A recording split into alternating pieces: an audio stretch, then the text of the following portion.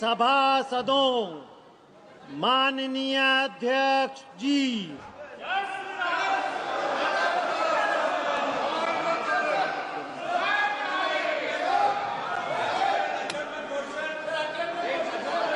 महामहिम राष्ट्रपति जी के अभिभाषण के समय आप चर्चा करना। प्रश्न संख्या 1 श्री जी लक्ष्मी नारायण।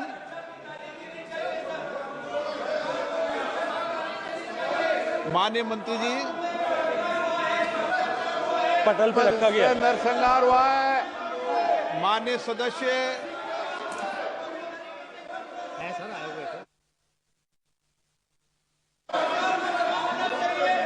दोबारा बुला लीजिए नाम था श्री जी लक्ष्मी नारायण। माननीय सदस्यगण, एक मिनट प्लीज।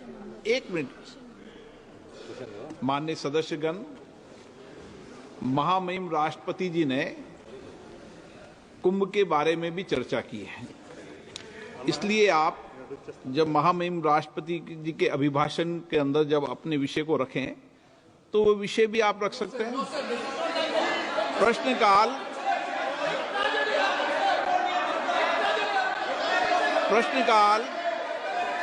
प्रश्नकाल सबसे महत्वपूर्ण समय होता है, माननीय सदस्यों का समय होता है और बहुत प्रयास करने के बाद माननीय सदस्यों का प्रश्न आता है, सरकार की जवाबदेही तय होती है।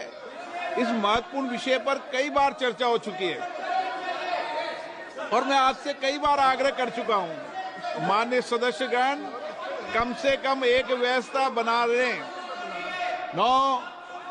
एक व्यवस्था बना लें कि प्रश्नकाल के अंदर कभी भी विषय को नहीं उठाने दिया जाएगा।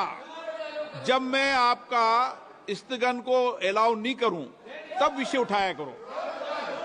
कभी हम संसद की व्यवस्थाओं को तो बनाएं ना।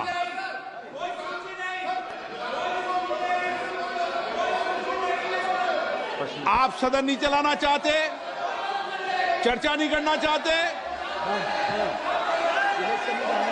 माननीय सदस्य। So thank you, Speaker sir. Question number 1 पूछा है सर, मैं supplementary का। While the National Culture Fund has successfully facilitated the restoration of numerous historic monuments across the country, I would like to bring attention to Gupti Fort, located in my constituency of Anantapur, sir. This majestic fort, the largest in the state, has witnessed the rise and fall of empires from the Chalukyas to the Vijayanagar Empire, the Mughals and the Marathas, sir, and even the British. Strategically located near NS 44, NS 67 and the Gupti railway station junction, sir. It holds immense potential to become a key tourism hub. However, the fort is currently in the state of neglect. A proposal of 60 crore for its restoration has already been submitted under the NCF ethics remaining pending, sir.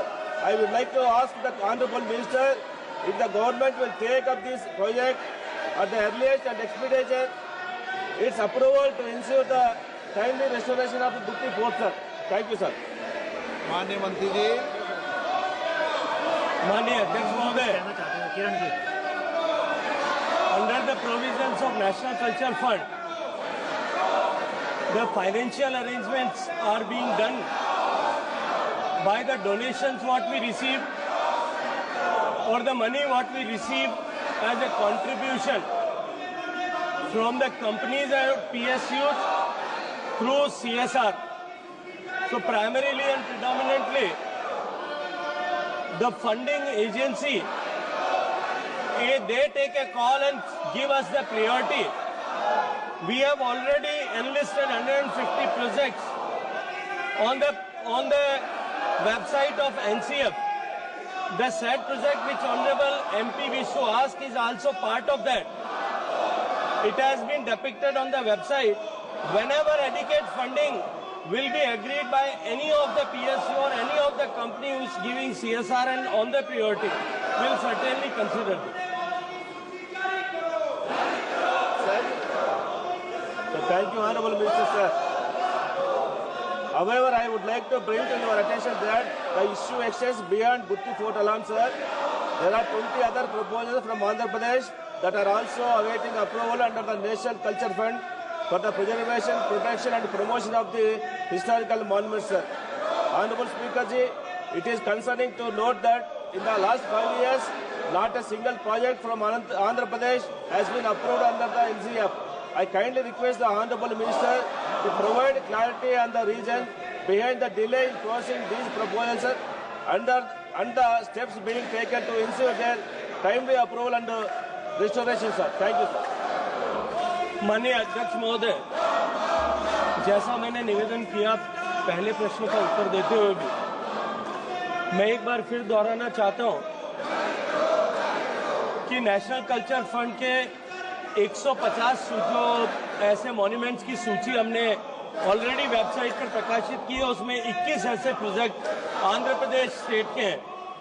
सामान्यतया NCF में कोई company CSR देने वाला PSU या company जब कभी किसी particular project के लिए सीएसआर देने के लिए आग्रह करता है तो हम उसके लिए इसको कंसीडर करते हैं।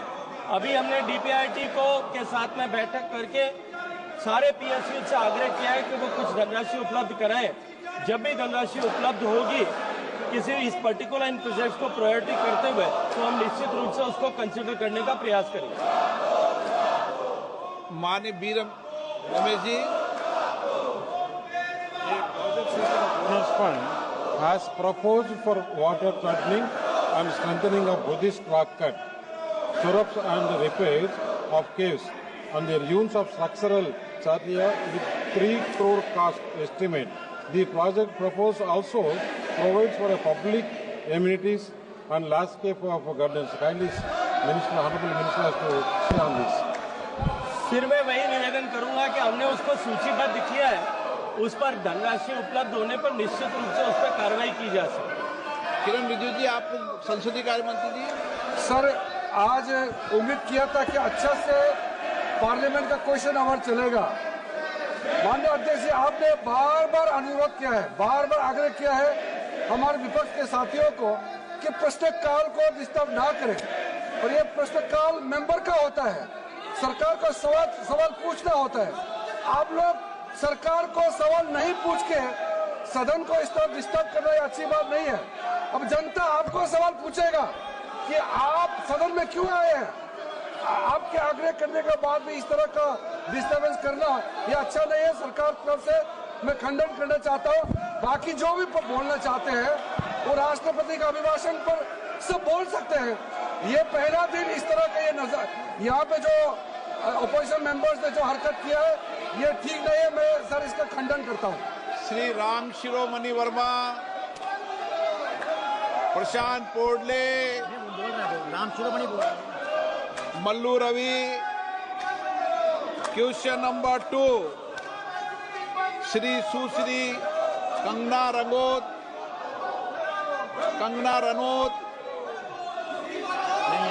सुरेश कुमार कश्यप। अध्यक्ष महोदय, प्रश्न संख्या 2